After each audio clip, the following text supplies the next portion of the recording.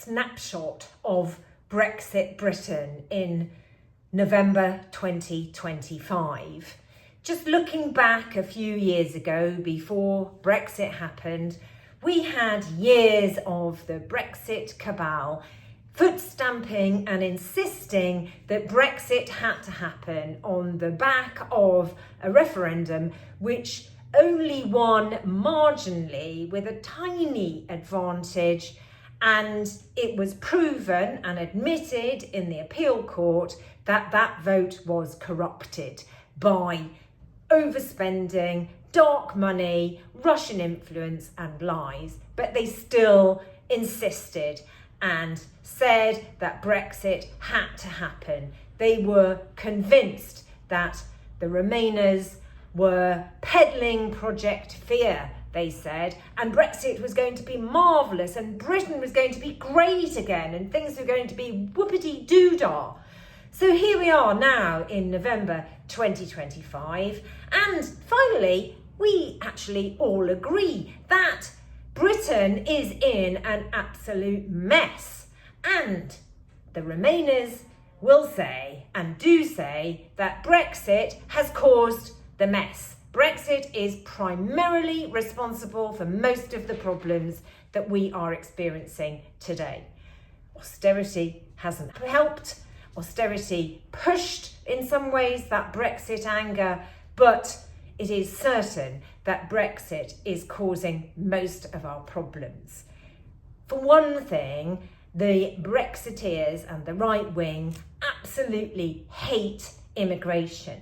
Brexit increased immigration, not just a little bit, it increased immigration by over 4 times.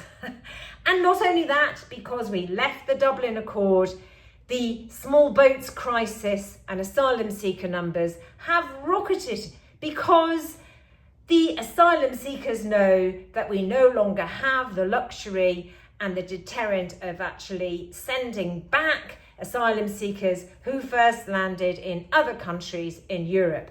You couldn't make it up. But the Brexiteers want to blame immigration, but will not admit that it's Brexit which made immigration go through the roof. Nigel Farage insisted on the Australian points system. The Australian points system was always going to liberalise immigration. We warned them this would happen. They wouldn't believe us. Now, today on Good Morning Britain, a World War II veteran is expressing himself and his exasperation with the mess in the country, and actually said that he didn't think the fight in the war was worth the sacrifice. And the right wing are all over it like a rash. Oh my goodness, Britain is in such a mess. We would have been better off not to win the war. I mean, I don't know what Mark Francois got to say about this, but this is the basis of their arguments, and yet they cannot admit that the reason that we are in such a mess is because of Brexit.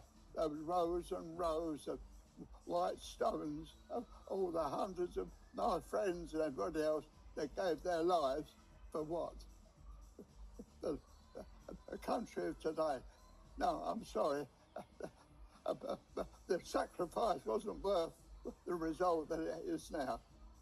What we fought for, and what we fought for was our freedom. We find that even now it's darn sight worse than what it was when I fought for it. They prefer to blame Labour. If the Tories were still in power, no doubt they would be saying something different. But it's the Labour Party who are causing all of this. And to some extent, they're right, because under Keir Starmer, the Labour Party are trying to make Brexit work. Well, Brexit, as the Bank of England policymaker conceded, is like termites eating through your house and destroying everything. So it's no wonder everything's falling apart, because Brexit is destroying absolutely everything. But their pride and their English nationalism cannot admit that they were wrong to believe in Brexit. And of course, it's not their fault. It's all everybody else's fault. And it's the liberal Remainers like me who've caused the mess. How do we get out of this mess? How do we ever begin to repair this mess? and we have Keir Starmer agreeing sweetheart deals with Donald Trump, whacking it into law in secret as statutory instruments, deregulating and diverging from EU standards, putting together a planning bill, which also is a massive problem for our relationship with the EU, so much so that the EU ambassador, Pedro Serrano, has given them a warning and said this planning bill actually is a violation of the TCA and the Windsor Framework because it means a race to the bottom. It means diverging away from the high standards of the EU. And we still have the Shankar Singham of the pro-growth group, saying that the answers to Brexit and growth, the Liz Truss madness, lie in a fire sale, deregulation, a race to the bottom, is going to deliver 8% growth. Where does he get that from? Where's the growth going to come from, and who's going to benefit from 8% growth? The corporations, not the people of Britain. The dictators of the world have got nothing to fear from this hearing. The Republicans called it to attack our democratic allies in Europe. The star witness is not a human rights leader like Navalny, but a far-right, pro-Putin politician who leads the UK Reform Party, a party that has 4 members out of 650 members in the parliament. He calls England an authoritarian regime, while saying that Vladimir Putin is the world leader he admires the most. Well, this hearing mimics Vice President J.D. Vance, who went to the Munich Security Conference in February. In the first 2 minutes of his speech, whitewashed the world's leading autocratic regimes, proclaiming that the threat that worries him is not Russia. It's not China, he said, but rather it's our European allies. Amazing.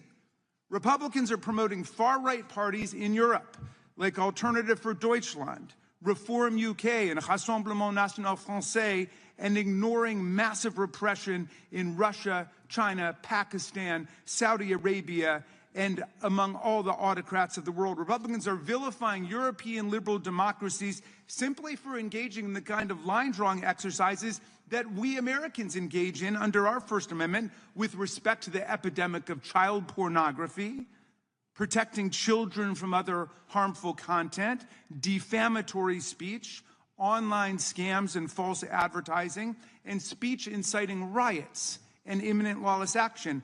All forms of speech that the First Amendment does not protect and whose tricky contours must still be drawn by law. We could have a meaningful hearing on this complicated subject, but this hearing is just a drive-by hit against a strong Democratic ally to benefit a Donald Trump sycophant and wannabe.